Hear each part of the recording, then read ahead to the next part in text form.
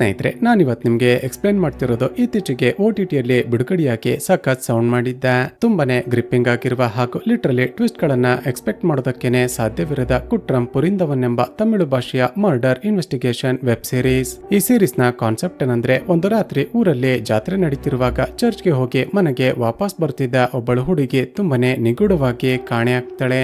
ಹಾಗೂ ಸ್ವಲ್ಪ ಸಮಯದ ನಂತರ ಯಾವ ಹುಡುಗಿ ಮಿಸ್ಸಿಂಗ್ ಆಗಿದ್ಲೋ ಅವಳ ತಂದೆ ತುಂಬಾನೇ ನಿಗೂಢ ರೀತಿಯಲ್ಲಿ ಸತ್ತು ಬಿದ್ದಿರುತ್ತಾನೆ. ಹೀಗೆ ವಿಷಯ ಗೊತ್ತಾಗ್ತಿದ್ದ ಹಾಗೆ ತಕ್ಷಣವೇ ಇನ್ವೆಸ್ಟಿಗೇಷನ್ ಸ್ಟಾರ್ಟ್ ಮಾಡಿಕೊಂಡ ಪೊಲೀಸರಿಗೆ ಪ್ರತಿ ವರ್ಷ ಊರಿನ ಜಾತ್ರೆ ದಿನ ಒಬ್ಬಳು ಹುಡುಗಿ ಮಿಸ್ಸಿಂಗ್ ಆಗ್ತಾಳೆ. ನಂತರ ಆ ಚಿಕ್ಕ ಹುಡುಗಿಯರು ನಿಗೂಢವಾಗಿ ಕೊಲೆಯಾಗ್ತಾರೆ. ಆದ್ರೆ ಅವರ ಡೆಡ್ ಬಾಡಿಗಳು ಇದುವರೆಗೂ ಸಿಕ್ಕೇ ಇಲ್ಲ ಅಂತ ಗೊತ್ತಾಗುತ್ತೆ. ಈ ಕಡೆ ತನ್ನ ಮೊಮ್ಮಗನ ಆಪರೇಷನ್ಗೆ ಅಂತ ದುಡ್ಡನ್ನ ಅರೇಂಜ್ ಮಾಡೋದಕ್ಕೆ ಪರದಾಡ್ತಿದ್ದ ಚಿತ್ರದ ಹೀರೋ ಭಾಸ್ಕರನ್ ತನ್ನ ಮನೆಯಲ್ಲಿ ಯಾರಿಗೋ ಗೊತ್ತಾಗದ ಹಾಗೆ ಒಂದು ಶಾಕಿಂಗ್ ಮಿಸ್ಟರಿಯನ್ನ ಅಡಗಿಸಿರುತ್ತಾನೆ. ಸ್ನೇಹಿತರೆ, ಇಲ್ಲಿಂದ ಮುಂದೆ ಸೀರೀಸ್ ನಲ್ಲಿ ರಿವೀಲ್ ಆಗುವ ಒಂದೊಂದೇ ಟ್ವಿಸ್ಟ್ ಗಳನ್ನ ನೀವು ಲಿಟ್ರಲಿ ಎಕ್ಸ್ಪೆಕ್ಟ್ ಕೂಡ ಮಾಡಿರೋದಿಲ್ಲ. ಸೊ ಈ ಸೀರೀಸ್ ಎಲ್ಲೂ ಕೂಡ ಬೋರ್ ಆಗದ ರೀತಿಯಲ್ಲಿ ತುಂಬಾನೇ ಗ್ರಿಪ್ಪಿಂಗ್ ಆಗಿರುತ್ತೆ. ಹಾಗಾಗಿ ಈ ವಿಡಿಯೋವನ್ನ ಎಲ್ಲೂ ಕೂಡ ಸ್ಕಿಪ್ ಮಾಡದೆ ಕೊನೆಯವರೆಗೂ ನೋಡ್ತಾ ಹೋಗಿ. ಸೀರೀಸ್ ನ ಮೊದಲ ಸೀನ್ ನಲ್ಲಿ ಮೇನ್ ಕ್ಯಾರೆಕ್ಟರ್ ಆಗಿರುವ ಭಾಸ್ಕರ್ ಹಾಗೂ ಆನಂದಿ ತಮ್ಮ ಮೊಮ್ಮಗನನ್ನ ಹಾಗೂ ತಾವು ಸಾಕಿದ್ದ ನಾಯಿಯನ್ನ ಕರೆದುಕೊಂಡು ತಮ್ಮ ಊರಿನ ಜಾತ್ರೆಗೆ ಬಂದಿರುತ್ತಾರೆ.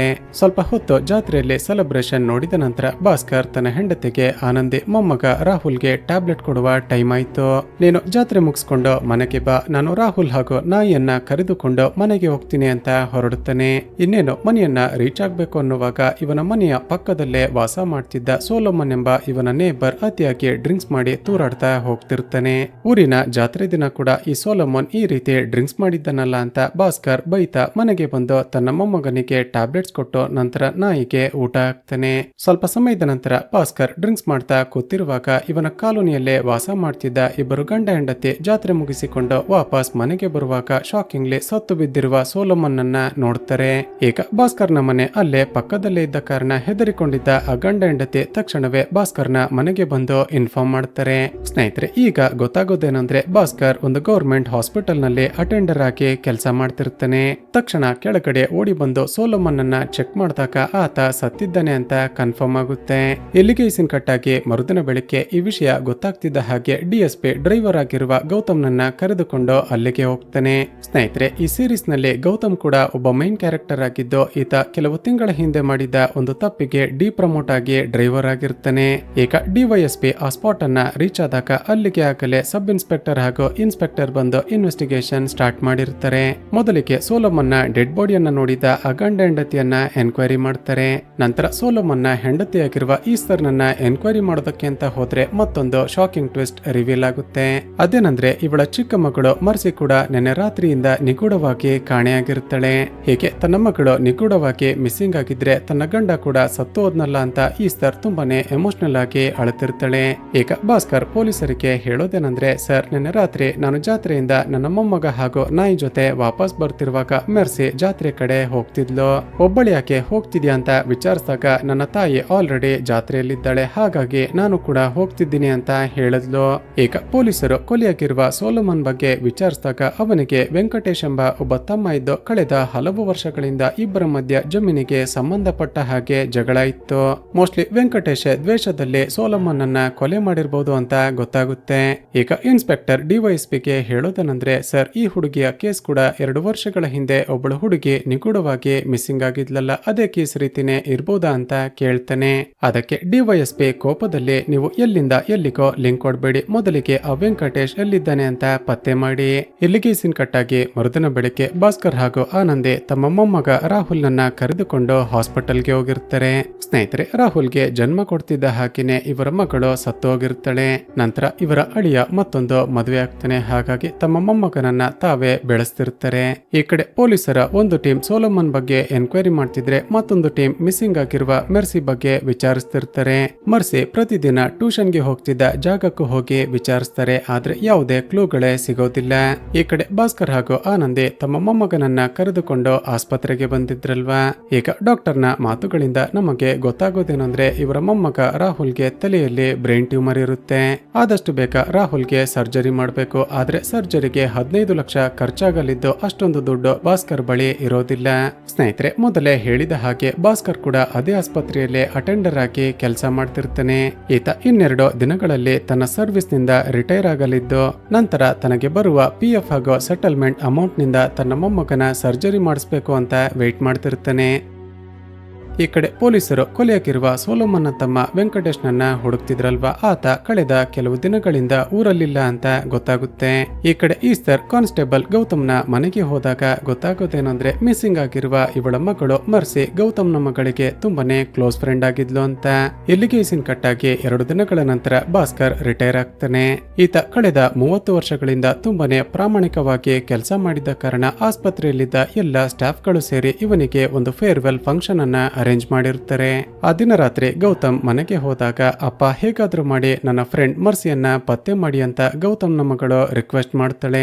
ಈ ಕಡೆ ತನ್ನ ಫೇರ್ವೆಲ್ ಫಂಕ್ಷನ್ ಮುಗಿಸಿಕೊಂಡು ವಾಪಸ್ ಮನೆಗೆ ಬಂದ ಭಾಸ್ಕರ್ ಫ್ರಿಡ್ಜ್ ಅನ್ನ ಓಪನ್ ಮಾಡಿದಾಗ ಶಾಕಿಂಗ್ಲಿ ಪೊಲೀಸರು ಹುಡುಕ್ತಿರುವ ಮಿಸ್ಸಿಂಗ್ ಆಗಿರುವ ಆ ಹುಡುಗಿ ಮರ್ಸಿಯ ಡೆಡ್ ಬಾಡಿ ಇರುತ್ತೆ. ಈಗ ಭಾಸ್ಕರ್ ತಕ್ಷಣವೇ ತನ್ನ ಹೆಂಡತಿ ಆನಂದಿಯನ್ನ ಪಕ್ಕಕ್ಕೆ ಕರೆದುಕೊಂಡು ಹೋಗಿ 2 ದಿನಗಳ ಹಿಂದೆ ಏನಾಯ್ತು ಅಂತ ಒಂದು ಫ್ಲಾಶ್ ಬ್ಯಾಕ್ ಅನ್ನ ಹೇಳ್ತಾನೆ. ಸ್ನೇಹಿತರೆ, ಆ ದಿನ ಜಾತ್ರೆಯಿಂದ ಭಾಸ್ಕರ್ ತನ್ನ ಮೊಮ್ಮಗನನ್ನ ಕರೆದುಕೊಂಡು ಮನೆಗೆ ವಾಪಸ್ ಬರ್ತಿದ್ದ ಅಲ್ವಾ.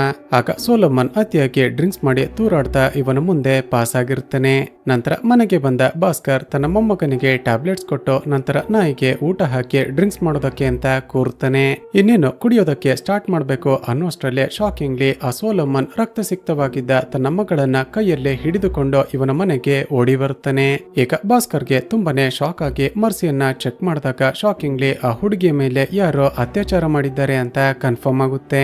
ಈಗ ಭಾಸ್ಕರ್ ಆಕೆಗೆ CPR ಮಾಡ್ತಾ ಆದಷ್ಟು ಬೇಗ ಮರ್ಸಿಯನ್ನ ಆಸ್ಪತ್ರೆಗೆ ಶಿಫ್ಟ್ ಮಾಡಬೇಕು, ಹೊರಗಡೆ ಹೋಗಿ ಯಾವ್ದಾದ್ರು ಆಟೋ ಅಥವಾ ಗಾಡಿ ಸಿಗುತ್ತಾ ನೋಡು ಅಂತ ಸೋಲೋಮನ್ಗೆ ಹೇಳ್ತಾನೆ. ಹೀಗೆ ಭಾಸ್ಕರ್ CPR ಮಾಡ್ತಿರುವಾಗ್ಲೇ ಶಾಕಿಂಗ್ಲಿ ಮರ್ಸಿ ಇವನ ಕಣ್ಣ ಮುಂದೆನೆ ಸತ್ತು ಹೋಗ್ತಾಳೆ. ಈಗ ಸೋಲೋಮನ್ಗೆ ಈ ವಿಷಯವನ್ನ ಹೇಳ್ಬೇಕು ಅಂತ ಹೊರಗಡೆ ಹೋಗಿ ನೋಡಿದ್ರೆ ಶಾಕಿಂಗ್ಲಿ ಸೋಲೋಮನ್ ಕೂಡ ಕೆಳಗಡೆ ಬಿದ್ದು ಸತ್ತು ಹೋಗಿರ್ತಾನೆ. ಮೋಸ್ಟ್ಲಿ ತನ್ನ ಮಗಳ ಪರಿಸ್ಥಿತಿಯನ್ನ ನೋಡೋದಕ್ಕಾಗದೆ ಸೋಲೋಮನ್ ಕುಡಿದ ನಶೆಯಲ್ಲಿ ಆತ್ಮಹತ್ಯೆ ಮಾಡಿಕೊಂಡು ಸತ್ತೋದ ಅಂತ ಅಂದುಕೊಳ್ತಾನೆ. ತಕ್ಷಣ ಕೆಳಗಡೆ ಹೋಗಿ ಸೋಲೋಮನ್ ಅನ್ನ ಚೆಕ್ ಮಾಡ್ತಿದ್ದಾಗ ಜಾತ್ರೆಗೆ ಹೋಗಿದ್ದ ಆ ಗಂಡ ಹೆಂಡತಿ ಗಾಡಿಯಲ್ಲಿ ವಾಪಸ್ ಬರ್ತಿರ್ತಾರೆ. ಈಗ ಸೋಲೋಮನ್ನ ಕೇಸ್ ನನ್ನ ಮೇಲೆ ಬಂದ್ರೆ ಕಷ್ಟ ಅಂತ ತಕ್ಷಣವೇ ಡೆಡ್ ಬಾಡಿಯನ್ನ ಅಲ್ಲೇ ಬಿಟ್ಟು ಮನೆಗೆ ವಾಪಸ್ ಬರ್ತಾನೆ. ನಂತರ ಮನೆಯಲ್ಲಿ ಅಲ್ಲಲ್ಲಿ ಬಿದ್ದಿದ್ದ ಮರ್ಸಿಯ ರಕ್ತದ ಕಲೆಗಳನ್ನ ಕ್ಲೀನ್ ಮಾಡಿ ಆಕೆ ಡೆಡ್ ಬಾಡಿಯನ್ನ ಫ್ರಿಡ್ಜ್ ನಲ್ಲಿ ಎತ್ತಿಡ್ತಾನೆ. ಸೊ ಇದಾದ ನಂತರವೇ ಆ ಗಂಡ ಹೆಂಡತಿ ಸೋಲೋಮನ್ನ ಡೆಡ್ ಬಾಡಿಯನ್ನ ನೋಡಿ ಶಾಕ್ ಆಗಿ ಇಲ್ಲಿಗೆ ಬಂದು ಸೋಲೋಮನ್ ಸತ್ತು ಹೋಗಿದ್ದಾನೆ ಅಂತ ಇನ್ಫಾರ್ಮ್ ಮಾಡ್ತಾರೆ. ನಂತರ ಭಾಸ್ಕರ್ ತನಗೆ ಏನು ಕೂಡ ಗೊತ್ತೇ ಇಲ್ಲ ಅನ್ನೋ ರೀತಿ ನಾಟಕ ಮಾಡ್ತಾ ಹೊರಗಡೆ ಬಂದು ಸೋಲೋಮನ್ನ ಡೆಡ್ ಬಾಡಿಯನ್ನ ಚೆಕ್ ಮಾಡಿರ್ತಾನೆ. ಈಗ ಎಲ್ಲರೂ ಹುಡುಕ್ತಿರುವ ಮರ್ಸಿಯ ಡೆಡ್ ಬಾಡಿ ತಮ್ಮ ಮನೆಯ ಫ್ರಿಡ್ಜ್ ನಲ್ಲೇ ಇದೆ ಅಂತ ಗೊತ್ತಾಗ್ತಿದ್ದ ಹಾಗೆ ಆನಂದಿಗೆ ತುಂಬಾನೇ ಶಾಕ್ ಆಗುತ್ತೆ. ಯಾಕೆ ಈ ರೀತಿ ಮಾಡಿದ್ರಿ, ಆವತ್ತೇ ಪೊಲೀಸರಿಗೆ ಈ ವಿಷಯವನ್ನ ಯಾಕೆ ಇನ್ಫಾರ್ಮ್ ಮಾಡ್ಲಿಲ್ಲ ಅಂತ ಕೂಗಾಡ್ತಾಳೆ. ಅದಕ್ಕೆ ಭಾಸ್ಕರ್ ಹೇಳೋದೇನಂದ್ರೆ, ಆನಂದಿ, ಆ ದಿನ ನನ್ಗೆ ಏನ್ ಮಾಡ್ಬೇಕು ಅಂತಾನೆ ಗೊತ್ತಾಗ್ಲಿಲ್ಲ. ಒಂದು ವೇಳೆ ಆ ದಿನ ರಾತ್ರಿನೇ ಪೊಲೀಸರಿಗೆ ಈ ವಿಷಯವನ್ನ ಇನ್ಫಾರ್ಮ್ ಮಾಡಿದ್ರೆ ಖಂಡಿತ ಪೊಲೀಸರು ನಮ್ಮನ್ನ ಕೂಡ ಎನ್ಕ್ವೈರಿ ಮಾಡೋದಕ್ಕೆ ಸ್ಟಾರ್ಟ್ ಮಾಡ್ತಿದ್ರು. ಯಾಕಂದ್ರೆ ಮರ್ಸಿ ಸತ್ತಿದ್ದು ನಮ್ಮ ಮನೆಯಲ್ಲೇ. ಹಾಗೇನಾದ್ರೂ ಆಗಿ ಎನ್ಕ್ವೈರಿ ಸ್ಟಾರ್ಟ್ ಆಗಿದ್ರೆ ನನಗೆ ಬರಬೇಕಾಗಿರುವ ರಿಟೈರ್ಮೆಂಟ್ ದುಡ್ಡು ಕೂಡ ಬರೋದಿಲ್ಲ. ಸೊ ನಮ್ಮ ಮೊಮ್ಮಗನನ್ನ ಉಳಿಸಿಕೊಳ್ಳೋದಕ್ಕೆ ಬೇರೆ ದಾರಿ ಕಾಣದೆ ಈ ವಿಷಯವನ್ನ ಮುಚ್ಚಿಟ್ಟೆ. ಆನಂದಿ, ಹೇಗಾದ್ರೂ ಮಾಡಿ ನನಗೆ ಬರಬೇಕಾಗಿರುವ ದುಡ್ಡು ಕೈ ಸೇರೋವರೆಗೂ ಈ ವಿಷಯ ಯಾರಿಗೂ ಗೊತ್ತಾಗದ ಹಾಗೆ ಮೇಂಟೈನ್ ಮಾಡಬೇಕು. ನಂತರ ಮರ್ಸಿಯ ಡೆಡ್ ಬಾಡಿಯನ್ನ ಏನ್ ಮಾಡೋದು ಅಂತ ಪ್ಲಾನ್ ಮಾಡೋಣ ಅಂತ ತನ್ನ ಹೆಂಡತಿಗೆ ಧೈರ್ಯ ಹೇಳ್ತಾನೆ. ಈ ಕಡೆ ಈಸ್ಟರ್ ಮಿಸ್ಸಿಂಗ್ ಆಗಿರುವ ತನ್ನ ಮಗಳಿಗೆ ಏನಾಯ್ತು ಅಂತ ಒಂದು ರೀತಿ ಡಿಪ್ರೆಷನ್ಗೆನೆ ಹೊರಟೋಗಿರುತ್ತಾಳೆ. ಈ ಕಡೆ ಪೊಲೀಸರು ವೆಂಕಟೇಶ್ನನ್ನ ಹುಡುಕ್ತಿದ್ರಲ್ವಾ, ಆತ ಪಕ್ಕದ ಊರಿಗೆ ಹೋಗಿದ್ದಾನೆ ಅಂತ ಗೊತ್ತಾಗಿ ಅಲ್ಲಿಗೆ ಬರ್ತಾರೆ. ಹೀಗೆ ವೆಂಕಟೇಶ್ನನ್ನ ವಿಚಾರಿಸ್ತಾ ಊರಿನ ಹೊರಗಡೆ ಬಂದಾಗ ಶಾಕಿಂಗ್ಲಿ ಸೋಲೋಮನ್ ಹಾಗೂ ಅವನ ಮಗಳು ಮರ್ಸಿಯ ಬಟ್ಟೆ ಮೇಲೆ ರಕ್ತದ ಕಲೆಗಳಿರುತ್ತವೆ. ಪೊಲೀಸರು ತಕ್ಷಣವೇ ಸುತ್ತಮುತ್ತ ಹುಡುಕ್ತಾರೆ, ಆದ್ರೆ ಎಲ್ಲೂ ಕೂಡ ವೆಂಕಟೇಶ್ ಪತ್ತೆನೇ ಆಗೋದಿಲ್ಲ. ಈಗ ಈಸ್ಟರ್ಗೆ ಆ ಬಟ್ಟೆಗಳನ್ನ ತೋರಿಸ್ತಿದ್ದ ಹಾಗೇನೆ ಅವುಗಳು ತನ್ನ ಗಂಡ ಹಾಗೂ ಮಗಳ ಬಟ್ಟೆಗಳು ಅಂತ ಐಡೆಂಟಿಫೈ ಮಾಡ್ತಾಳೆ. ಈ ಕಡೆ ಮತ್ತೊಂದು ಪೊಲೀಸರ ಟೀಮ್ ಹೇಗಾದ್ರೂ ಮಾಡಿ ವೆಂಕಟೇಶ್ನನ್ನ ಅರೆಸ್ಟ್ ಮಾಡ್ಲೇಬೇಕು ಅಂತ ಅವನ ಮನೆಯ ಬಳಿ ವೇಟ್ ಮಾಡ್ತಿರುವಾಗ ಕೊನೆಗೂ ಆತ ಅಲ್ಲಿಗೆ ಬಂದು ಲಾಕ್ ಆಗ್ತಾನೆ. ಇಲ್ಲಿಗೆ ಸೀನ್ ಕಟ್ಟಾಗಿ ಮರುದಿನ ಬೆಳಿಗ್ಗೆ ಭಾಸ್ಕರ್ ತನಗೆ ಬರಬೇಕಾಗಿರುವ ಅಮೌಂಟ್ ನ ಬಗ್ಗೆ ವಿಚಾರಿಸೋದಕ್ಕೆ ಅಂತ ಹಾಸ್ಪಿಟಲ್ಗೆ ಬರ್ತಾನೆ. ಈ ಕಡೆ ಮನೆಯ ಫ್ರಿಡ್ಜ್ ನ ಒಳಗಡೆ ಡೆಡ್ ಬಾಡಿ ಇದ್ದ ಕಾರಣ ಆನಂದಿ ತುಂಬಾನೇ ಹೆದರಿಕೊಂಡು ತನ್ನ ಗಂಡನಿಗಾಗಿ ವೇಟ್ ಮಾಡ್ತಿರ್ತಾಳೆ. ಅದೇ ಸಮಯಕ್ಕೆ ಒಬ್ಬರು ಚರ್ಚ್ ನ ಫಾದರ್ ಈ ಇಬ್ಬರು ಗಂಡ ಹೆಂಡತಿಯನ್ನ ಕರೆದುಕೊಂಡು ಆನಂದಿಯ ಮನೆಗೆ ಬರುತ್ತಾರೆ. ಸ್ನೇಹಿತರೆ, ಅಷ್ಟಕ್ಕೂ ವಿಷಯವೇನು ಅಂದ್ರೆ 3 ವರ್ಷಗಳ ಹಿಂದೆ ಇವರ ಮಗಳೇನೆ ಮೊದಲ ಬಾರಿಗೆ ಈ ಊರಲ್ಲಿ ಮಿಸ್ ಆಗಿದ್ದು. ಈಗ ಮರ್ಸಿ ಕೂಡ ಸೇಮ್ ಪ್ಯಾಟರ್ನ್ ನಲ್ಲೇ ನಿಗೂಢವಾಗಿ ಮಿಸ್ಸಿಂಗ್ ಆಗಿದ್ದು ಪೊಲೀಸರು ಎನ್ಕ್ವೈರಿ ಮಾಡಿ ಏನಾದ್ರೂ ಪತ್ತೆ ಮಾಡಿದ್ರ ಅಂತ ವಿಚಾರಿಸೋದಕ್ಕೆ ಬಂದಿರ್ತಾರೆ. ಈಗ ಅದೇ ಸಮಯಕ್ಕೆ ಮನೆಗೆ ವಾಪಸ್ ಬಂದ ಭಾಸ್ಕರ್ ನಮ್ಗೆ ಏನು ಕೂಡ ಗೊತ್ತಿಲ್ಲ, ಏನಾದ್ರೂ ಇನ್ಫಾರ್ಮೇಶನ್ ಬೇಕಿದ್ರೆ ಪೊಲೀಸರನ್ನೇ ಕಾಂಟ್ಯಾಕ್ಟ್ ಮಾಡಿ ಅಂತ ಹೇಳಿ ಅಲ್ಲಿಂದ ಕಳುಹಿಸಿ ಬಿಡುತ್ತಾನೆ. ಮತ್ತೊಂದು ಕಡೆ ಪೊಲೀಸರು ವೆಂಕಟೇಶ್ ನನ್ನ ಅರೆಸ್ಟ್ ಮಾಡಿದ್ರಲ್ವಾ, ಸರಿಯಾಗಿ ಹೊಡೆದು ವಿಚಾರಿಸಿದಾಗ ಆತ ಒಂದು ವಿಷಯವನ್ನ ರಿವೀಲ್ ಮಾಡ್ತಾನೆ. ಸ್ನೇಹಿತರೆ, ಅಷ್ಟಕ್ಕೂ ಏನಾಗಿರುತ್ತೆ ಅಂದ್ರೆ ಮೊದಲಿಗೆ ಹಿಂದೂ ಆಗಿದ್ದ ಸೋಲೋಮನ್ ಈಸ್ಟರ್ಲನ್ನ ಮದುವೆ ಆಗೋದಕ್ಕೆ ಅಂತ ಕ್ರಿಶ್ಚಿಯನ್ ಆಗಿ ಕನ್ವರ್ಟ್ ಆಗಿರ್ತಾನೆ. ಹೀಗೆ ಸೋಲೋಮನ್ ಕನ್ವರ್ಟ್ ಆಗಿದ್ದಕ್ಕೆ ಅವನ ತಮ್ಮ ವೆಂಕಟೇಶ್ ಹಾಗೂ ಅವನ ತಂದೆ ತಾಯಿ ಕೋಪಗೊಂಡು ನಿನಗೆ ಆಸ್ತಿಯಲ್ಲಿ ಯಾವುದೇ ಭಾಗ ಕೊಡೋದಿಲ್ಲ ಅಂತ ಹೇಳಿಬಿಟ್ಟಿರ್ತಾರೆ. ಹೀಗೆ ಮೊದಲು ಸುಮ್ಮನಾಗಿದ್ದ ಸೋಲೋಮನ್ ಕೆಲವು ದಿನಗಳ ನಂತರ ಮತ್ತೆ ವಾಪಸ್ ಮನೆಗೆ ಹೋಗಿ ನನಗೆ ಬರಬೇಕಾಗಿರುವ ಪಾಲನ್ನ ಕೊಡ್ಲೇಬೇಕು ಅಂತ ಗಲಾಟೆ ಮಾಡೋದಕ್ಕೆ ಶುರು ಮಾಡಿರ್ತಾನೆ. ಆಗ ಕೋಪಗೊಂಡ ವೆಂಕಟೇಶ್ ಹೇಗಾದ್ರೂ ಮಾಡಿ ತನ್ನ ಅಣ್ಣನಿಗೆ ಬುದ್ಧಿ ಕಲಿಸಲೇಬೇಕು ಅಂತ ಅವನ ಫ್ಯಾಮಿಲಿ ಮೇಲೆ ಬ್ಲಾಕ್ ಮ್ಯಾಜಿಕ್ ಮಾಡಿಸೋದಕ್ಕೆ ಶುರು ಮಾಡಿರ್ತಾನೆ. ಸ್ನೇಹಿತರೆ, ಇದರರ್ಥ ಪೊಲೀಸರು ಹೋಗಿ ಚೆಕ್ ಮಾಡಿದಾಗ ಆ ಜಾಗದಲ್ಲಿ ಮರ್ಸಿ ಹಾಗೂ ಸೋಲೋಮನ್ನ ಬಟ್ಟೆಗಳ ಮೇಲೆ ರಕ್ತದ ಕಲೆ ಇತ್ತಲ್ವಾ, ಅವರಿಬ್ಬರ ಮೇಲೆ ಬ್ಲಾಕ್ ಮ್ಯಾಜಿಕ್ ಮಾಡಿಸುವಾಗ ವೆಂಕಟೇಶ್ ತನ್ನ ರಕ್ತವನ್ನ ಹಾಕಿರ್ತಾನೆ. ಸ್ನೇಹಿತರೆ, ಇದರರ್ಥ ವೆಂಕಟೇಶ್ ಸೋಲೋಮನ್ಗಾಗ್ಲಿ ಅವನ ಮಗಳಿಗಾಗ್ಲಿ ಏನು ಕೂಡ ಮಾಡಿರೋದಿಲ್ಲ. ಈಗ ವೆಂಕಟೇಶ್ ಕಿಲ್ಲರ್ ಅಲ್ಲ ಅಂತ ಪೊಲೀಸರಿಗೆ ಕನ್ಫರ್ಮ್ ಆಗಿ ಅವನನ್ನ ರಿಲೀಸ್ ಮಾಡ್ತಾರೆ. ಈ ಕಡೆ ಭಾಸ್ಕರ್ ಹಾಗೂ ಆನಂದಿ ತಮ್ಮ ಮನೆಗೆ ಯಾರಾದ್ರೂ ಬಂದ್ರು ಕೂಡ ಅವರನ್ನ ಹೊರಗಡೆನೆ ಮಾತನಾಡಿಸಿ ಕಳಿಸ್ತಿರ್ತಾರೆ. ಸ್ವಲ್ಪ ಸಮಯದ ನಂತರ ಫ್ರಿಡ್ಜ್ ನ ಒಳಗಡೆಯಿಂದ ಸ್ಮೆಲ್ ಬರ್ತಿದೆ ಅಂತ ಹೋಗಿ ನೋಡಿದಾಗ ಡೆಡ್ ಬಾಡಿ ಇಟ್ಟಿರುವ ಆ ಫ್ರಿಡ್ಜ್ ವರ್ಕ್ ಆಗ್ತಿಲ್ಲ ಅಂತ ಗೊತ್ತಾಗುತ್ತೆ. ಈಗ ಫ್ರಿಡ್ಜ್ ವರ್ಕ್ ಆಗದೆ ಸುತ್ತಮುತ್ತಲಿನ ಜನಗಳಿಗೆ ಡೆಡ್ ಬಾಡಿಯ ವಾಸನೆ ಬಂದ್ರೆ ನಾವಿಬ್ರು ಖಂಡಿತ ಜೈಲಿಗೆ ಹೋಗ್ತೀವಿ. ಈಗೇನ್ ಮಾಡ್ದು ಅಂತ ಯೋಚನೆ ಮಾಡಿ ಮರ್ಸಿಯ ಡೆಡ್ ಬಾಡಿಯನ್ನ ಅಲ್ಲೇ ಸಜ್ಜೆಯ ಮೇಲೆ ಇಟ್ಟು ಫ್ರಿಡ್ಜ್ ಅನ್ನ ಹೊರಗಡೆ ತೆಗೆದುಕೊಂಡು ಬರ್ತಾರೆ. ನಂತರ ಮೆಕ್ಯಾನಿಕ್ ನನ್ನ ಕರೆಸಿ ಚೆಕ್ ಮಾಡಿಸಿದಾಗ ಫ್ರಿಡ್ಜ್ ನಲ್ಲಿರುವ ಗ್ಯಾಸ್ ಖಾಲಿಯಾಗಿದೆ ಅಂತ ಗೊತ್ತಾಗುತ್ತೆ. ಜೊತೆಗೆ ಫ್ರಿಡ್ಜ್ ನ ಒಂದು ಐಟಮ್ ಕೂಡ ಕೆಟ್ಟು ಹೋಗಿದ್ದು ಎಲ್ಲವನ್ನ ತರೋದಕ್ಕೆ ಅಂತ ಆ ಮೆಕ್ಯಾನಿಕ್ ಭಾಸ್ಕರ್ ನನ್ನ ಜೊತೆಯಲ್ಲಿ ಕರೆದುಕೊಂಡು ಹೋಗ್ತಾನೆ. ಈ ಕಡೆ ಕಾನ್ಸ್ಟೇಬಲ್ ಗೌತಮ್ ಇದ್ದ ಅಲ್ವಾ, ಅವನಿಗೆ ಭಾಸ್ಕರ್ ಮೇಲೆ ಲೈಟ್ ಆಗಿ ಅನುಮಾನ ಬಂದು ಆತ ಕೆಲಸ ಮಾಡ್ತಿದ್ದ ಆಸ್ಪತ್ರೆಗೆ ಬಂದು ಚೆಕ್ ಮಾಡ್ತಾನೆ. ಆಗ ರಿಜಿಸ್ಟರ್ ಅನ್ನ ಚೆಕ್ ಮಾಡಿದಾಗ ಮರ್ಸಿ ಮಿಸ್ಸಿಂಗ್ ಆದ ಮರುದಿನ ಬೆಳಿಗ್ಗೆ ಭಾಸ್ಕರ್ ಒಬ್ಬರಿಗೆ ಬ್ಲಡ್ ಅನ್ನ ಡೊನೇಟ್ ಮಾಡಿದ್ದ ಅಂತ ಗೊತ್ತಾಗುತ್ತೆ. ಈಗ ಭಾಸ್ಕರ್ ನ ಸ್ಟೇಟ್ಮೆಂಟ್ ಅನ್ನ ನೆನಪಿಸಿಕೊಂಡಾಗ ಆತ ಮರ್ಸಿ ಮಿಸ್ಸಿಂಗ್ ಆದ ಸಮಯದಲ್ಲಿ ನಾನು ಮನೆಯಲ್ಲಿ ಡ್ರಿಂಕ್ಸ್ ಮಾಡ್ತಿದ್ದೆ ಅಂತ ಹೇಳಿದ್ದ ಅಲ್ವಾ. ಈಗ ಗೌತಮ್ಗೆ ಒಂದು ವಿಷಯ ಫ್ಲಾಶ್ ಆಗುತ್ತೆ. ಯಾರಾದ್ರೂ ಡ್ರಿಂಕ್ಸ್ ಮಾಡೋರು ತಮ್ಮ ಬ್ಲಡ್ ಅನ್ನ ಡೊನೇಟ್ ಮಾಡಬೇಕು ಅಂದ್ರೆ ತಾವು ಡ್ರಿಂಕ್ಸ್ ಮಾಡಿದ ನಂತರ 24 ಗಂಟೆಗಳವರೆಗೂ ವೇಟ್ ಮಾಡಬೇಕು. ಆದ್ರೆ ಮರುದಿನ ಬೆಳಿಗ್ಗೆನೆ ಭಾಸ್ಕರ್ ಬ್ಲಡ್ ಅನ್ನ ಡೊನೇಟ್ ಮಾಡಿದ್ದಾನೆ ಅಂದ್ರೆ ಖಂಡಿತ ಆತ ನಮ್ಮ ಬಳಿ ಸುಳ್ಳು ಹೇಳಿದ್ದಾನೆ. ಈಗ ಭಾಸ್ಕರ್ ಮೇಲೆ ಮತ್ತಷ್ಟು ಅನುಮಾನ ಜಾಸ್ತಿಯಾಗಿ ಅದೇ ವಿಷಯವನ್ನ ಕನ್ಫರ್ಮ್ ಮಾಡಿಕೊಳ್ಳೋದಕ್ಕೆ ಅಂತ ಆ ದಿನ ರಾತ್ರಿ ಅವನ ಮನೆಗೆ ಬರ್ತಾನೆ. ನೀವು ಆ ದಿನ ರಾತ್ರಿ ಡ್ರಿಂಕ್ಸ್ ಮಾಡದೇ ಇದ್ರು ಕೂಡ ಡ್ರಿಂಕ್ಸ್ ಮಾಡಿದ್ದೆ ಅಂತ ಯಾಕೆ ಸುಳ್ಳನ್ನ ಹೇಳಿದ್ರಿ ಅಂತ ವಿಚಾರಿಸ್ತಿರುವಾಗ್ಲೇ ಭಾಸ್ಕರ್ನ ಮೊಮ್ಮಗ ರಾಹುಲ್ ಪ್ರಜ್ಞೆ ತಪ್ಪಿ ಬಿದ್ದು ಬಿಡುತ್ತಾನೆ. ಈಗ ಭಾಸ್ಕರ್ ತಕ್ಷಣವೇ ತನ್ನ ಮೊಮ್ಮಗನನ್ನ ಕರೆದುಕೊಂಡು ಆಸ್ಪತ್ರೆಗೆ ಹೊರಡ್ತಾನೆ. ಗೌತಮ್ ಇನ್ನೇನು ಅಲ್ಲಿಂದ ವಾಪಸ್ ಬರಬೇಕು ಅನ್ನುವಾಗ ಅಲ್ಲೇ ಇದ್ದ ಒಂದು ಚಿಕ್ಕ ಟೇಬಲ್ ನ ಕೆಳಗಡೆ ರಕ್ತದ ಕಲೆಗಳಾಗಿರೋದನ್ನ ಗಮನಿಸ್ತಾನೆ. ಖಂಡಿತ ಈ ಜಾಗದಲ್ಲಿ ಏನೋ ನಡೆದಿದೆ, ಭಾಸ್ಕರ್ ನನ್ನಿಂದ ಏನನ್ನೋ ಮುಚ್ಚಿಡ್ತಿದ್ದಾನೆ ಅಂತ ಆ ಬ್ಲಡ್ ಸ್ಯಾಂಪಲ್ ಅನ್ನ ಯಾರಿಗೋ ಗೊತ್ತಾಗದ ಹಾಗೆ ಕಲೆಕ್ಟ್ ಮಾಡ್ತಾನೆ. ಆ ಕಡೆ ಹಾಸ್ಪಿಟಲ್ಗೆ ಹೋಗಿದ್ದ ಭಾಸ್ಕರ್ಗೆ ತನ್ನ ಮೊಮ್ಮಗನ ಸಿಚುವೇಶನ್ ತುಂಬಾನೇ ಕ್ರಿಟಿಕಲ್ ಆಗಿದೆ, ಆದಷ್ಟು ಬೇಗ ಸರ್ಜರಿ ಮಾಡಬೇಕು ಅಂತ ಗೊತ್ತಾಗುತ್ತೆ. ಈಗ ಡಾಕ್ಟರ್ಸ್ ಆದಷ್ಟು ಬೇಗ 15 ಲಕ್ಷ ದುಡ್ಡನ್ನ ತಂದು ಕಟ್ಟಿ ಅಂತ ಹೇಳ್ತಾರೆ.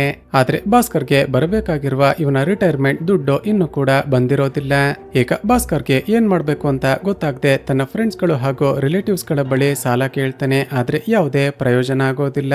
ನಂತರ ತಾನು ರಿಟೈರ್ಮೆಂಟ್ ಆದ ನಂತರ ಒಂದು ಮೆಡಿಕಲ್ ಸ್ಟೋರ್ ಅನ್ನ ಸ್ಟಾರ್ಟ್ ಮಾಡಬೇಕು ಅಂತ ಒಂದು ಬಾಡಿಗೆ ಅಂಗಡಿಗೆ ಅಡ್ವಾನ್ಸ್ ಅನ್ನ ಕೂಡ ಕೊಟ್ಟಿರ್ತಾನೆ. ಅಟ್ಲೀಸ್ಟ್ ಆ ದುಡ್ಡಾದ್ರೂ ವಾಪಸ್ ಬರುತ್ತಾ ಅಂತ ಓನರ್ಗೆ ರಿಕ್ವೆಸ್ಟ್ ಮಾಡ್ತಾನೆ. ಆದ್ರೆ ಆತ ಕೂಡ ಕೊಡೋದಿಲ್ಲ ಅಂತ ಹೇಳಿಬಿಡುತ್ತಾನೆ.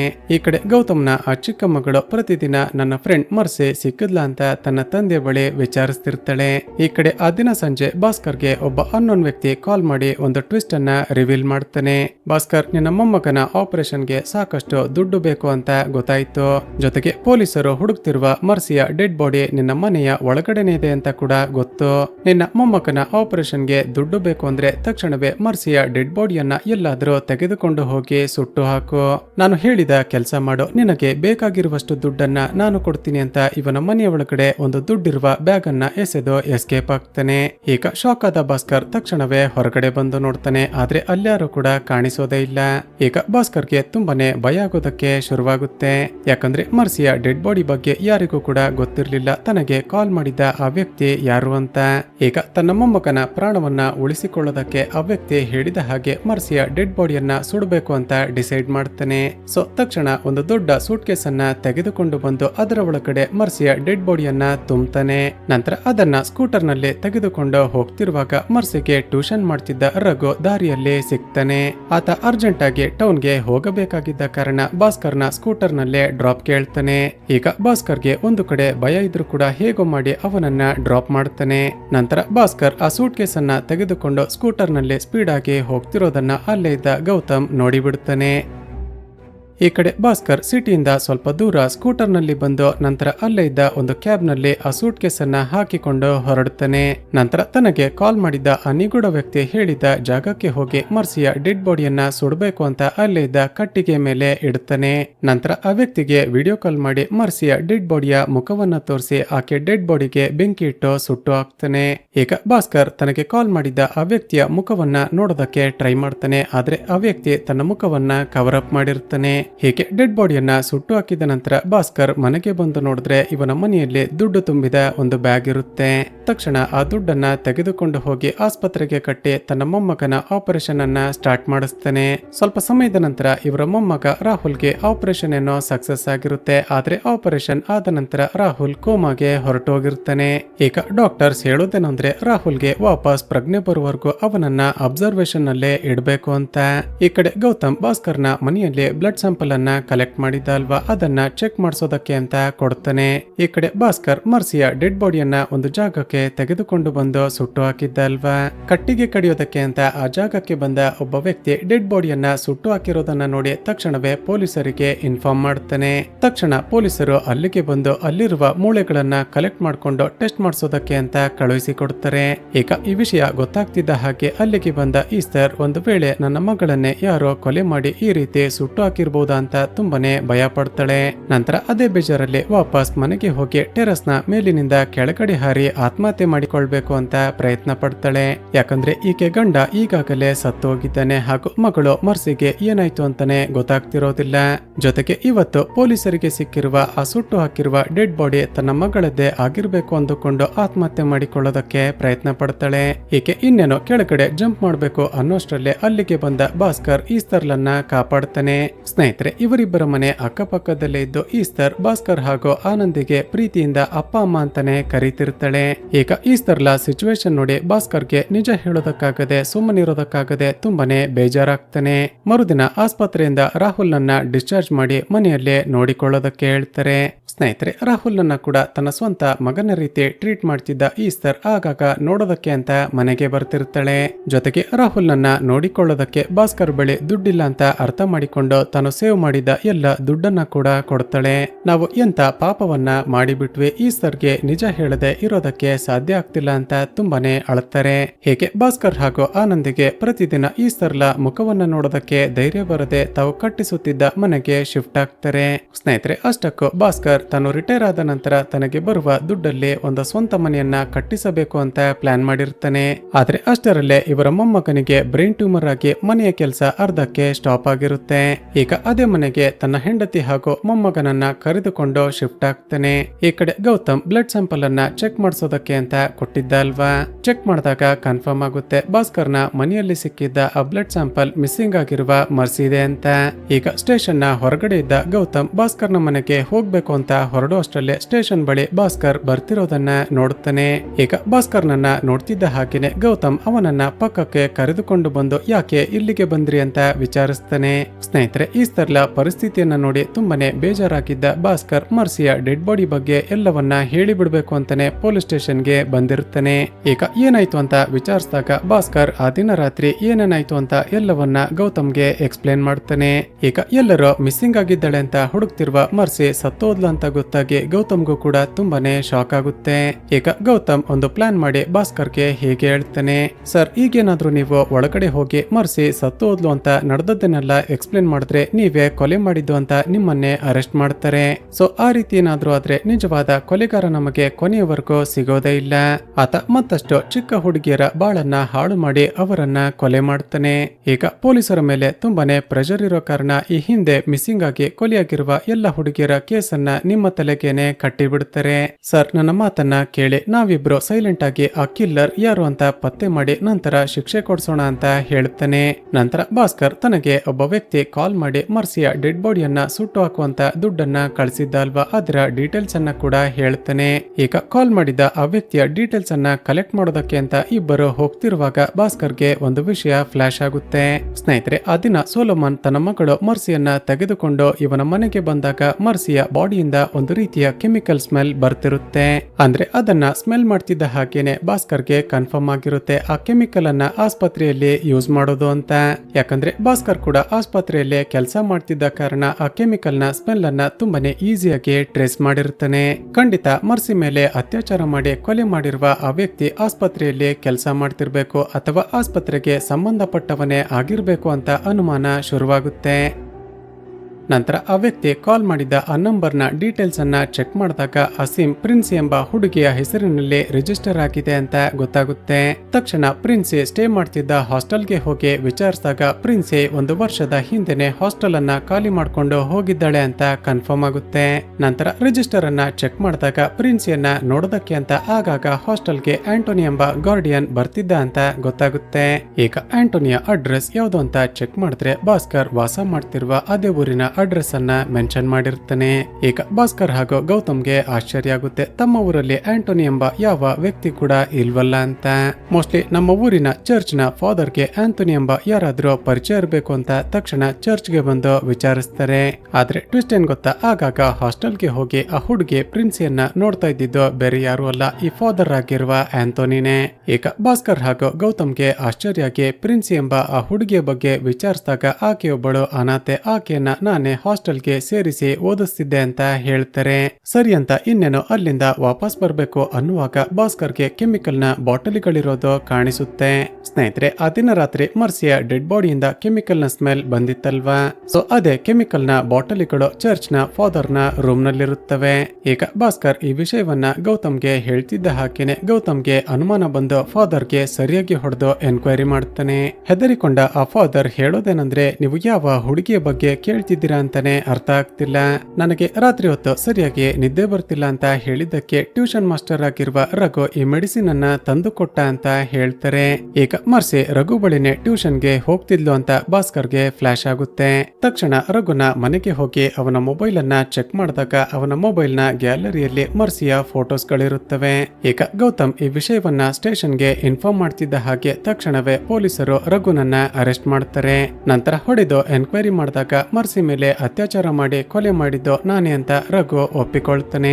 ಅಷ್ಟರಲ್ಲೇ ವಿಷಯ ಗೊತ್ತಾಗಿ ಅಲ್ಲಿಗೆ ಬಂದ ಊರಿನ ಜನಗಳು ಆ ರಘುನನ್ನ ನಮಗೆ ಹ್ಯಾಂಡ್ ಓವರ್ ಮಾಡಿ ನಾವೇ ಅವನನ್ನ ಹೊಡೆದು ಸಾಯಿಸ್ತೀವಿ ಅಂತ ಗಲಾಟೆ ಮಾಡ್ತಿರ್ತಾರೆ. ಈಗ ರಘು ಅರೆಸ್ಟ್ ಆಗಿದ್ದನ್ನ ನೋಡ್ತಿದ್ದ ಹಾಗೇನೆ ಈಸ್ಟರ್ ಒಂದು ರೀತಿ ಗಾಬರಿಯಾಗಿ ಆ ದಿನ ರಾತ್ರಿ ಭಾಸ್ಕರ್ನ ಮನೆಗೆ ಬರ್ತಾಳೆ. ಭಾಸ್ಕರ್ಗೆ ಅಪ್ಪ ಈ ವಿಷಯವನ್ನ ಇಷ್ಟು ವರ್ಷಗಳಿಂದ ಯಾರಿಗೋ ಹೇಳಿರ್ಲಿಲ್ಲ ಅಂತ ಒಂದು ಫ್ಲಾಶ್ ಬ್ಯಾಕ್ ಹೇಳೋದಕ್ಕೆ ಶುರು ಮಾಡ್ತಾಳೆ. ಸ್ನೇಹಿತರೆ, ಹಲವು ವರ್ಷಗಳ ಹಿಂದೆ ಈಸ್ಟರ್ ಹಾಗೂ ರಘು ಒಬ್ಬರನ್ನೊಬ್ಬರು ತುಂಬಾನೇ ಪ್ರೀತಿ ಮಾಡ್ತಿರ್ತಾರೆ. ಆದ್ರೆ ಇಬ್ಬರ ರಿಲಿಜಿಯನ್ ಬೇರೆ ಬೇರೆ ಆಗಿದ್ದ ಕಾರಣ ಮನೆಯಲ್ಲಿ ಮದುವೆಗೆ ಒಪ್ಲಿಲ್ಲ ಅಂತ ಇಬ್ಬರು ಓಡಿ ಹೋಗಿ ಮದುವೆ ಆಗ್ತಾರೆ. ಆದ್ರೆ ಮದುವೆಯಾಗಿ 2 ದಿನಗಳ ನಂತರ ಈಸ್ಟರ್ಲ ಮನೆಯವರು ಇವರಿಬ್ಬರು ಎಲ್ಲಿದ್ದಾರೆ ಅಂತ ಪತ್ತೆ ಮಾಡಿ ರಘುಗೆ ಸರಿಯಾಗಿ ಹೊಡೆದು ಈಸ್ಟರ್ಲನ್ನ ಮನೆಗೆ ಕರೆದುಕೊಂಡು ಹೋಗ್ತಾರೆ.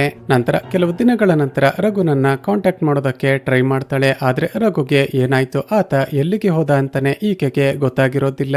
ನಂತರ ಈಸ್ಟರ್ಗೆ ಈಗಾಗಲೇ ಮದುವೆ ಆಗಿದೆ ಅಂತ ಗೊತ್ತಿದ್ರು ಕೂಡ ಆಗ ಹಿಂದೂ ಆಗಿದ್ದ ಸೋಲೋಮನ್ ಆಕೆಯನ್ನ ಮದುವೆ ಆಗ್ತೀನಿ ಅಂತ ಮನೆಗೆ ಬಂದು ಮಾತನಾಡ್ತಾನೆ. ಕೊನೆಗೆ ಅವನನ್ನ ಕ್ರಿಶ್ಚಿಯನ್ ಧರ್ಮಕ್ಕೆ ಕನ್ವರ್ಟ್ ಮಾಡಿ ಈಸ್ಟರ್ಲನ್ನ ಕೊಟ್ಟು ಮದುವೆ ಮಾಡಿಸ್ತಾರೆ. ಹೇಗೆ ಮದುವೆ ಆದ ನಂತರ ಯಾವಾಗ ನೋಡಿದ್ರು ಕುಡಿದು ನಶೆಯಲ್ಲೇ ಇರ್ತಿದ್ದ ಸೋಲೋಮನ್ ಈಸ್ಟರ್ ಮೇಲೆ ಅತ್ಯಾಚಾರ ಮಾಡ್ತಿರ್ತಾನೆ. ಇದಾಗಿ ಕೆಲವು ತಿಂಗಳ ನಂತರ ತಾನು ಪ್ರೆಗ್ನೆಂಟ್ ಆಗಿದ್ದೀನಿ ಅಂತ ಈಸ್ಟರ್ಗೆ ಗೊತ್ತಾಗುತ್ತೆ. ಜೊತೆಗೆ ಅದೇ ಸಮಯದಲ್ಲಿ ಸೋಲೋಮನ್ಗೆ ಆರೋಗ್ಯ ಸರಿ ಇಲ್ಲದ ಕಾರಣ ಅವನನ್ನ ಆಸ್ಪತ್ರೆಗೆ ಕರೆದುಕೊಂಡು ಹೋಗಿರ್ತಾಳೆ. ಸ್ನೇಹಿತರೆ, ಸೋಲೋಮನ್ ಅನ್ನ ಚೆಕ್ ಮಾಡಿದ ನಂತರ ಡಾಕ್ಟರ್ಸ್ ಗಳು ಹೇಳೋದೇನಂದ್ರೆ ಆತ ಯಾವಾಗ ನೋಡಿದ್ರು ಅತಿಯಾಗಿ ಡ್ರಿಂಕ್ಸ್ ಮಾಡ್ತಿದ್ದ ಕಾರಣ ಆತ ತಂದೆ ಆಗುವ ಶಕ್ತಿಯನ್ನ ಕಳೆದುಕೊಂಡಿರ್ತಾನೆ. ಇದರರ್ಥ ಈಸ್ತರ್ಲ ಹೊಟ್ಟೆಯಲ್ಲಿ ಬೆಳೀತಿರೋದು ಸೋಲೋಮನ್ನ ಮಗು ಅಲ್ಲ, ಬದಲಿಗೆ ರಘುನ ಮಗುವಾಗಿರುತ್ತೆ. ಹೀಗೆ ಈಸ್ತರ್ ಈ ವಿಷಯವನ್ನ ಯಾರಿಗೋ ಹೇಳದೆ ರಘುನ ಮಗುವಿಗೆ ಜನ್ಮ ಕೊಟ್ಟು ಮರ್ಸಿ ಅಂತ ಹೆಸರಿಡುತ್ತಾಳೆ. ಸೊ ಇದಾಗಿ ಸುಮಾರು 12 ವರ್ಷಗಳ ನಂತರ ಅದೇ ಊರಿನ ಗೌರ್ಮೆಂಟ್ ಸ್ಕೂಲ್ಗೆ ರಘು ಟೀಚರ್ ಆಗಿ ಟ್ರಾನ್ಸ್ಫರ್ ಆಗ್ತಾನೆ. ಹೀಗೆ ಅದೇ ಊರಲ್ಲಿ ವಾಸ ಮಾಡ್ತಿರುವ ಈಸ್ತರ್ಲನ್ನ ನೋಡಿ ರಘುಗೆ ತುಂಬಾನೇ ಖುಷಿಯಾಗುತ್ತೆ. ಆದ್ರೆ ಈಸ್ತರ್ಲ ಪರಿಸ್ಥಿತಿಯನ್ನ ನೋಡ್ತಿದ್ದ ಹಾಗೇನೆ ಅರ್ಥ ಆಗುತ್ತೆ ಆಕೆ ಖುಷಿಯಾಗಿಲ್ಲ ಅಂತ. ಹಾಗೂ ಮರ್ಸಿಯನ್ನ ನೋಡ್ತಿದ್ದ ಹಾಗೇನೆ ರಘುಗೆ ಕನ್ಫರ್ಮ್ ಆಗುತ್ತೆ ಆಕೆ ನನ್ನ ಮಗಳೇ ಅಂತ. ಈಗ ರಘು ತುಂಬಾನೇ ಎಮೋಷನಲ್ ಆಗಿ ಈಸ್ತರ್ ನಮ್ಮ ಮಗಳನ್ನ ಕರೆದುಕೊಂಡು ಎಲ್ಲಾದ್ರೂ ಹೊರಟು ಹೋಗೋಣ. ಈಸ್ತರ್ ಆ ದಿನ ನಿನ್ನ ಅಪ್ಪ ಹಾಗೂ ಅಣ್ಣ ನಾನು ಮತ್ತೇನಾದ್ರೂ ನಿನ್ನನ್ನ ಕಾಂಟ್ಯಾಕ್ಟ್ ಮಾಡೋದಕ್ಕೆ ಟ್ರೈ ಮಾಡಿದ್ರೆ ನಿನ್ನನ್ನ ಸುಟ್ಟು ಹಾಕ್ತೀನಿ ಅಂತ ಥ್ರೆಟನ್ ಮಾಡಿದ್ರು. ಸೊ ನೀನು ಎಲ್ಲಾದ್ರೂ ಇರ್ಲಿ ಖುಷಿಯಾಗಿರ್ಲಿ ಅಂತ ನಾನು ನಿನ್ನನ್ನ ಕಾಂಟ್ಯಾಕ್ಟ್ ಮಾಡೋದಕ್ಕೆ ಟ್ರೈ ಮಾಡ್ಲಿಲ್ಲ. ಆದ್ರೆ ಸೋಲೋಮನ್ ಅನ್ನ ಮದುವೆಯಾಗಿ ನಿನ್ನ ಜೀವನ ಮತ್ತಷ್ಟು ಹಾಳಾಗಿದೆ. ನನ್ನ ಮಾತನ್ನ ಕೇಳು, ನಾವಿಬ್ರು ನಮ್ಮ ಮಗಳನ್ನ ಕರೆದುಕೊಂಡು ಯಾರಿಗೋ ಗೊತ್ತಾಗದ ಹಾಗೆ ಬೇರೆ ಎಲ್ಲಾದ್ರೂ ಹೋಗಿ ಜೀವನ ಮಾಡೋಣ ಅಂತ ಕರೀತಾನೆ. ಆದ್ರೆ ಈಸ್ತರ್ ಮಾತ್ರ ಇದಕ್ಕೆ ಒಪ್ಪಿಕೊಳ್ಳದೆ ಇಲ್ಲ, ನಾನು ನನ್ನ ಗಂಡ ಸೋಲೋಮನ್ ಜೊತೆ ಖುಷಿಯಾಗಿದ್ದೀನಿ ಅಂತ ಸುಳ್ಳು ಹೇಳಿ ಅಲ್ಲಿಂದ ವಾಪಸ್ ಬರ್ತಾಳೆ.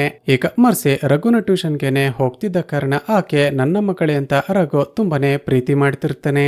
ಜೊತೆಗೆ ಯಾವಾಗಲೂ ಆಕೆ ಫೋಟೋಸ್ ಗಳನ್ನ ಕ್ಲಿಕ್ ಮಾಡ್ತಾ ತುಂಬಾನೇ ಮುದ್ದಾಡ್ತಿರ್ತಾನೆ.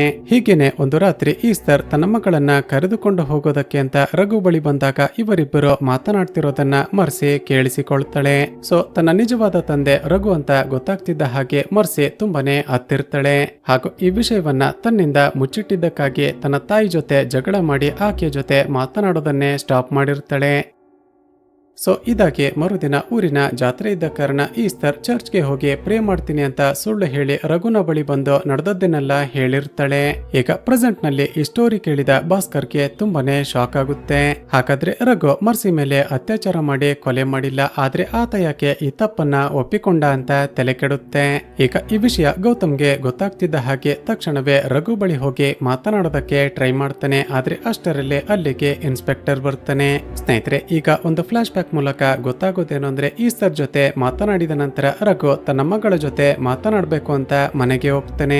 ಆದ್ರೆ ಅಷ್ಟರಲ್ಲೇ ಶಾಕಿಂಗ್ಲಿ ಯಾರೋ ಮರ್ಸಿ ಮೇಲೆ ಅತ್ಯಾಚಾರ ಮಾಡಿ ಸೋಲೋಮನ್ ಆಕೆಯನ್ನ ತೆಗೆದುಕೊಂಡು ಭಾಸ್ಕರ್ನ ಮನೆಗೆ ಹೋಗಿರ್ತಾನೆ. ಈಗ ರಘುನನ್ನ ಆ ಜಾಗದಲ್ಲಿ ನೋಡ್ತಿದ್ದ ಹಾಗೇನೆ ಸೋಲೋಮನ್ ತುಂಬಾನೇ ಸಿಟ್ಟಾಗ್ತಾನೆ. ಯಾಕಂದ್ರೆ ಊರಲ್ಲಿ ಕೆಲವು ಜನರು ರಘು ಹಾಗೂ ಈಸ್ತರ್ ಮಧ್ಯ ಸಂಬಂಧ ಇದೆ ಅಂತ ಮಾತನಾಡಿಕೊಳ್ತಿರ್ತಾರೆ. ಸೊ ಮೊದಲೇ ಕುಡಿದು ನಶೆಯಲ್ಲಿದ್ದ ಸೋಲೋಮನ್ ರಘುಗೆ ಹೊಡೆಯೋದಕ್ಕೆ ಅಂತ ಹೋಗಿ ಫಸ್ಟ್ ಫ್ಲೋರ್ ನಿಂದ ಕಾಲು ಜಾರಿ ಕೆಳಗಡೆ ಬಿದ್ದು ಸತ್ತು ಹೋಗಿರ್ತಾನೆ. ಈಗ ರಘುಗೆ ಏನ್ ಮಾಡ್ಬೇಕು ಅಂತ ಗೊತ್ತಾಗದೆ ತಕ್ಷಣವೇ ಅಲ್ಲಿಂದ ಎಸ್ಕೇಪ್ ಆಗಿರ್ತಾನೆ. ಯಾಕಂದ್ರೆ ಒಂದು ವೇಳೆ ತನ್ನ ಹಾಗೂ ಈಸ್ತರ್ ಬಗ್ಗೆ ಊರಿನ ಜನಗಳಿಗೆ ಗೊತ್ತಾದ್ರೆ ಈಸ್ತರ್ಗೆ ತುಂಬಾನೇ ಕಷ್ಟ ಆಗುತ್ತೆ. ಸೊ ಇದೇ ಕಾರಣಕ್ಕೆ ಗೌತಮ್ ಹಾಗೂ ಭಾಸ್ಕರ್ ಇವನ ಮೇಲೆ ಅನುಮಾನ ಪಟ್ಟಾಗ ಈಸ್ತರ್ಲನ್ನ ಸೇವ್ ಮಾಡ್ಬೇಕು ಅಂತಾನೆ ನಾನೇ ಅತ್ಯಾಚಾರ ಮಾಡಿ ಕೊಲೆ ಮಾಡಿದ್ದು ಅಂತ ರಘು ಒಪ್ಪಿಕೊಂಡಿರ್ತಾನೆ. ಈಗ ರಘು ಹಾಗೂ ಗೌತಮ್ಗೆ ಕನ್ಫರ್ಮ್ ಆಗುತ್ತೆ, ಖಂಡಿತ ಆ ಕಿಲ್ಲರ್ ನಮ್ಮನ್ನ ಅಬ್ಸರ್ವ್ ಮಾಡ್ತಿದ್ದಾನೆ. ನಾವು ಹೇಗಾದ್ರೂ ಮಾಡಿ ನಿಜವಾದ ಕಿಲ್ಲರ್ ನನ್ನ ಫೈಂಡ್ ಔಟ್ ಮಾಡಿ ರಘುನನ್ನ ಕಾಪಾಡಬೇಕು ಅಂತ ಯೋಚನೆ ಮಾಡಿ ಮತ್ತೆ ವಾಪಸ್ ಆ ಚರ್ಚ್ ನ ಫಾದರ್ ಬಳಿ ಬರ್ತಾರೆ. ಈಗ ಮತ್ತೆ ಪ್ರಿನ್ಸಿ ಎಂಬ ಆ ಹುಡುಗಿಯ ಬಗ್ಗೆ ವಿಚಾರಿಸಿದಾಗ ಗೊತ್ತಾಗೋದೇನಂದ್ರೆ ಪ್ರಿನ್ಸಿಯ ತಾಯಿ ಬೇರೊಬ್ಬ ವ್ಯಕ್ತಿಯ ಜೊತೆ ಅಫೇರ್ ಅನ್ನ ಇಟ್ಟುಕೊಂಡಿರ್ತಾಳೆ. ಈ ವಿಷಯ ಪ್ರಿನ್ಸಿಯ ತಂದೆಗೆ ಗೊತ್ತಾಗ್ತಿದ್ದ ಹಾಗೆ ಫ್ಯಾಮಿಲಿಯಲ್ಲಿ ದೊಡ್ಡ ಗಲಾಟೆಯಾಗಿ ಪ್ರಿನ್ಸಿಯನ್ನ ಹಾಸ್ಟೆಲ್ಗೆ ಸೇರಿಸಿರ್ತಾರೆ. ಹೀಗೆ ಆ ಫಾದರ್ ನ ಮಾತುಗಳನ್ನ ಕೇಳಿದ ಗೌತಮ್ಗೆ ಸಡನ್ ಆಗಿ ಒಂದು ವಿಷಯ ಫ್ಲಾಶ್ ಆಗಿ ಮೊದಲ ಬಾರಿಗೆ ಮಿಸ್ಸಿಂಗ್ ಆಗಿದ್ದ ಆ ಹುಡುಗಿಯ ಮನೆಗೆ ಬರ್ತಾನೆ. ಈಗ ಆ ಹುಡುಗಿಯ ತಾಯಿಗೆ ಕ್ರಾಸ್ ಕ್ವಶನ್ ಮಾಡಿ ಕನ್ಫ್ಯೂಸ್ ಮಾಡಿ ವಿಚಾರಿಸಿದಾಗ ರಿವೀಲ್ ಆಗುವ ಟ್ವಿಸ್ಟ್ ಏನಂದ್ರೆ ಈಕೆಗೂ ಕೂಡ ಬೇರೊಬ್ಬ ವ್ಯಕ್ತಿಯ ಜೊತೆ ಅಫೇರ್ ಇತ್ತು. ಸ್ನೇಹಿತರೆ, ಇದರರ್ಥ ನಿಗೂಢವಾಗಿ ಮಿಸ್ಸಿಂಗ್ ಆಗಿ ನಂತರ ಕೊಲೆಯಾದ ಇವಳ ಮಗಳು ಕೂಡ ಇವಳ ಬಾಯ್ ಫ್ರೆಂಡ್ಗೆ ಜನಿಸಿರ್ತಾಳೆ. ಹೀಗೆ ಈ ಲೀಡ್ ಅನ್ನ ಫೈಂಡ್ ಔಟ್ ಮಾಡಿದ ಭಾಸ್ಕರ್ ಹಾಗೂ ಗೌತಮ್ ಚೆಕ್ ಮಾಡಿದಾಗ ಮತ್ತೊಂದು ಟ್ವಿಸ್ಟ್ ರಿವೀಲ್ ಆಗುತ್ತೆ. ಇದುವರೆಗೂ ಮಿಸ್ಸಿಂಗ್ ಆಗಿ ಕೊಲೆಯಾಗಿರುವ ಎಲ್ಲ ಹುಡುಗಿಯರು ಕೂಡ ಅಫೇರ್ ನಿಂದ ಜನಿಸಿರ್ತಾರೆ. ಆದ್ರೆ ಇಲ್ಲಿರುವ ಕ್ಯಾಚ್ ಏನಂದ್ರೆ ಈ ವಿಷಯ ಆ ಮಕ್ಕಳ ತಾಯಿಂದರಿಗೆ ಬಿಟ್ರೆ ಬೇರೆ ಯಾರಿಗೂ ಕೂಡ ಗೊತ್ತಿರೋದಿಲ್ಲ. ಸೊ ಇಷ್ಟೊಂದು ಸೀಕ್ರೆಟ್ ಹಾಗೂ ಸೆನ್ಸಿಟಿವ್ ಆಗಿರುವ ಈ ವಿಷಯ ಆ ಕಿಲ್ಲರ್ಗೆ ಹೇಗೆ ಗೊತ್ತಾಯ್ತು ಅಂತ ಇಬ್ಬರಿಗೂ ತಲೆ ಕೆಡುತ್ತೆ. ಹೀಗೆ ಗೌತಮ್ ಯೋಚನೆ ಮಾಡ್ತಿರುವಾಗ ಭಾಸ್ಕರ್ ಮತ್ತೊಂದು ಟ್ವಿಸ್ಟ್ ಅನ್ನ ರಿವೀಲ್ ಮಾಡ್ತಾನೆ. ಸ್ನೇಹಿತರೆ, ಆ ದಿನ ರಾತ್ರಿ ಒಬ್ಬ ಅನ್ನೋನ್ ವ್ಯಕ್ತಿ ಕಾಲ್ ಮಾಡಿ ಮರ್ಸಿಯ ಡೆಡ್ ಬಾಡಿಯನ್ನ ಸುಟ್ಟು ಹಾಕಿದ್ರೆ ದುಡ್ಡು ಕೊಡ್ತೀನಿ ಅಂತ ಹೇಳಿದ್ದ ಅಲ್ವಾ. ಅಷ್ಟಕ್ಕೂ ಆ ದಿನ ರಾತ್ರಿ ಭಾಸ್ಕರ್ ಸುಟ್ಟು ಹಾಕಿದ್ದು ಮರ್ಸಿಯ ಡೆಡ್ ಬಾಡಿ ಅಲ್ಲ, ಬದಲಿಗೆ ಮತ್ತೊಬ್ಬಳು ಅನಾಥ ಹುಡುಗಿಯ ಡೆಡ್ ಬಾಡಿಯನ್ನ. ಅಂದ್ರೆ ಅನ್ನೋನ್ ಇನ್ನೊಂದು ವ್ಯಕ್ತಿ ವಿಡಿಯೋ ಕಾಲ್ ಮಾಡಿದಾಗ ಮರ್ಸಿಯ ಡೆಡ್ ಬಾಡಿಯನ್ನೇ ತೋರಿಸಿರ್ತಾನೆ. ಆದ್ರೆ ಆ ಕಾಲ್ ಕಟ್ಟಾದ ನಂತರ ಬೇರೆ ಹುಡುಗಿಯ ಡೆಡ್ ಬಾಡಿಯನ್ನ ಇಟ್ಟು ಸುಟ್ಟಿರ್ತಾನೆ. ಸ್ನೇಹಿತರೆ, ಭಾಸ್ಕರ್ ಯಾಕೆ ಈ ರೀತಿ ಮಾಡಿರ್ತಾನೆ ಅಂದ್ರೆ ಆ ಕಿಲ್ಲರ್ ನನ್ನ ಹೇಗಾದ್ರೂ ಮಾಡಿ ಫೈಂಡ್ ಔಟ್ ಮಾಡಬೇಕು, ಅವನಿಗೆ ಸರಿಯಾಗಿ ಶಿಕ್ಷೆ ಆಗುವ ಹಾಗೆ ಮಾಡಬೇಕು ಅಂತ ತಾನೊಂದು ಮೆಡಿಕಲ್ ಸ್ಟೋರ್ ಅನ್ನ ಸ್ಟಾರ್ಟ್ ಮಾಡಬೇಕು ಅಂತ ಒಂದು ಬಾಡಿಗೆಗೆ ಅಂಗಡಿಯನ್ನ ತೆಗೆದುಕೊಂಡಿರ್ತಾನಲ್ವಾ. ಅಲ್ಲಿಗೆ ಒಂದು ಫ್ರಿಡ್ಜ್ ಅನ್ನ ತರಿಸಿ ಯಾರಿಗೋ ಗೊತ್ತಾಗದ ಹಾಗೆ ಮರ್ಸಿಯ ಡೆಡ್ ಬಾಡಿಯನ್ನ ಅದರ ಒಳಗಡೆ ಇಡುತ್ತಾನೆ.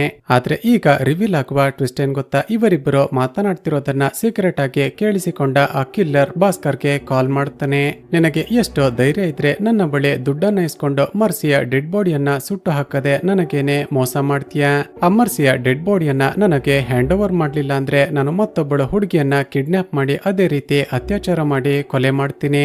ನಾನು ಯಾವ ಹುಡುಗಿಯನ್ನ ಕಿಡ್ನಾಪ್ ಮಾಡ್ತೀನಿ ಅಂತ ನಿಮ್ಗೇನೆ ಗೊತ್ತಾಗುತ್ತೆ. ಪಕ್ಕದ ಊರಲ್ಲಿ ನಡೆಯುವ ಜಾತ್ರೆಯನ್ನೇ ಅಬ್ಸರ್ವ್ ಮಾಡ್ತೀರಿ ಅಂತ ಹೇಳಿ ನಗ್ತಾ ಫೋನ್ ಅನ್ನ ಕಟ್ ಮಾಡ್ತಾನೆ. ಈಗ ಶಾಕ್ ಆದ ಭಾಸ್ಕರ್ ಹಾಗೂ ಗೌತಮ್ ಮತ್ಯಾವ ಹುಡುಗಿ ಕೂಡ ಆ ಸೈಕೋ ಕಿಲ್ಲರ್ ನ ಕೈಗೆ ಸಿಗ್ಬಾರ್ದು ಅಂತ ಆ ದಿನ ರಾತ್ರಿ ಜಾತ್ರೆಗೆ ಹೋಗಿ ಎಲ್ಲ ಕಡೆ ಹುಡುಕ್ತಿರ್ತಾರೆ. ಆದ್ರೆ ಅದೇ ಸಮಯಕ್ಕೆ ಕಾಲ್ ಮಾಡಿದ ಆ ಸೈಕೋ ಕಿಲ್ಲರ್ ಒಂದು ಶಾಕಿಂಗ್ ವಿಷಯವನ್ನ ಹೇಳ್ತಾನೆ. ಸ್ನೇಹಿತರೆ, ಆತ ಈ ಬಾರಿ ಕಿಡ್ನಾಪ್ ಮಾಡಿರೋದು ಬೇರೆ ಯಾವ ಹುಡುಗಿಯನ್ನಲ್ಲ, ಗೌತಮ್ನ ಮಗಳನ್ನ. ಈಗ ಗೌತಮ್ಗೆ ಆ ಕಿಲ್ಲರ್ ತನ್ನ ಮಗಳನ್ನೇ ಕಿಡ್ನಾಪ್ ಮಾಡಿದ್ದಾನೆ ಅಂತ ಗೊತ್ತಾಗ್ತಿದ್ದ ಹಾಗೆ ತುಂಬಾನೇ ಎಮೋಷನಲ್ ಆಗ್ತಾನೆ.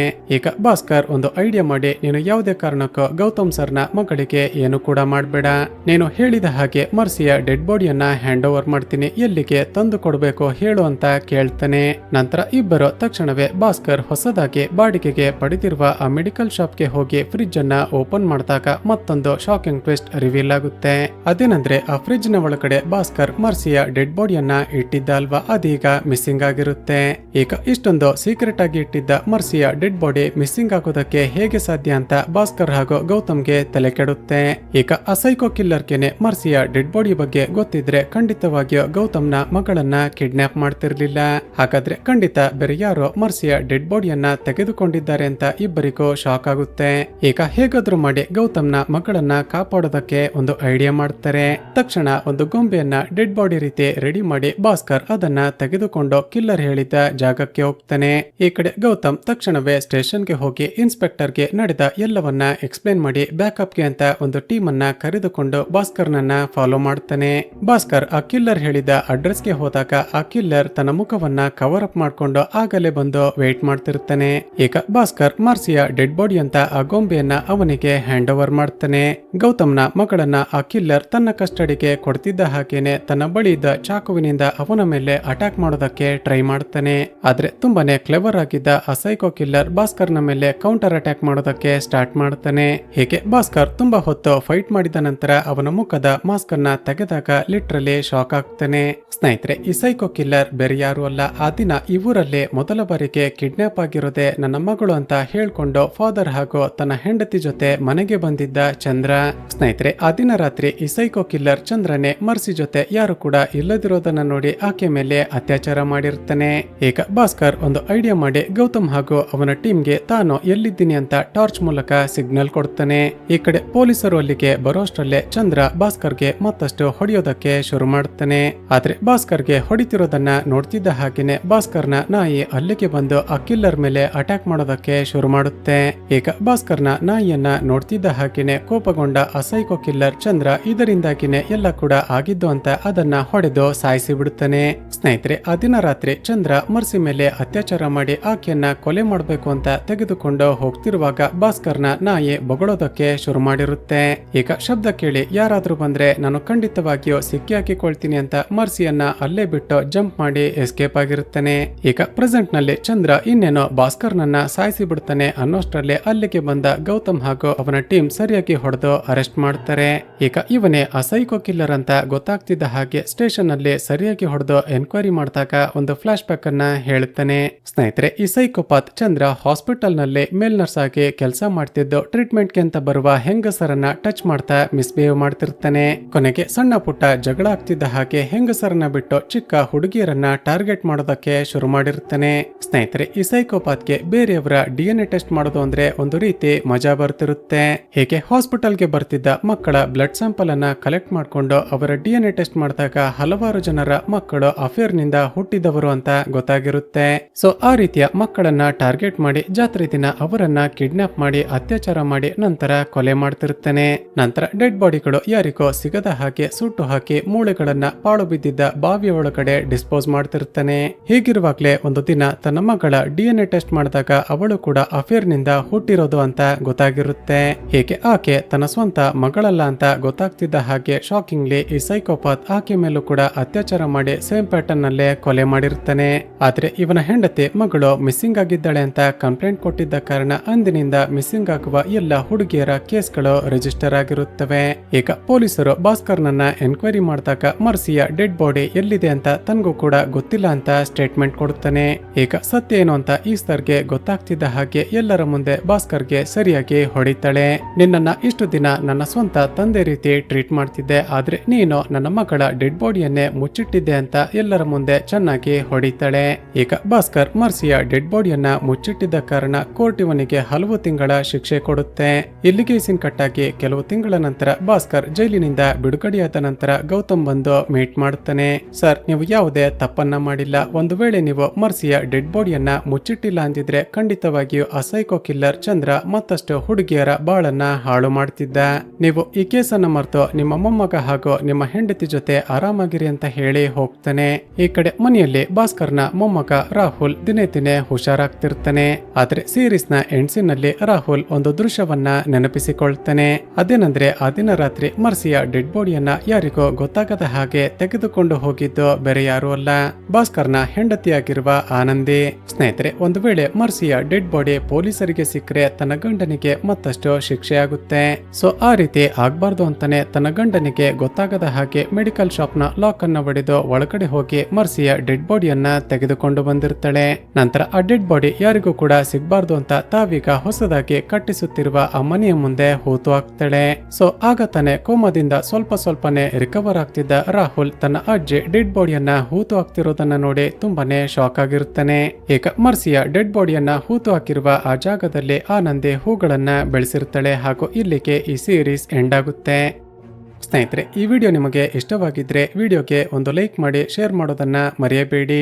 ಇದೇ ರೀತಿಯ ಮತ್ತಷ್ಟು ವಿಡಿಯೋಸ್ಗಾಗಿ ಈ ಚಾನಲ್ ಅನ್ನ ಸಬ್ಸ್ಕ್ರೈಬ್ ಮಾಡಿಕೊಂಡು ಪಕ್ಕದಲ್ಲೇ ಇರುವ ಬೆಲ್ ಐಕಾನ್ ಅನ್ನ ಪ್ರೆಸ್ ಮಾಡಿ.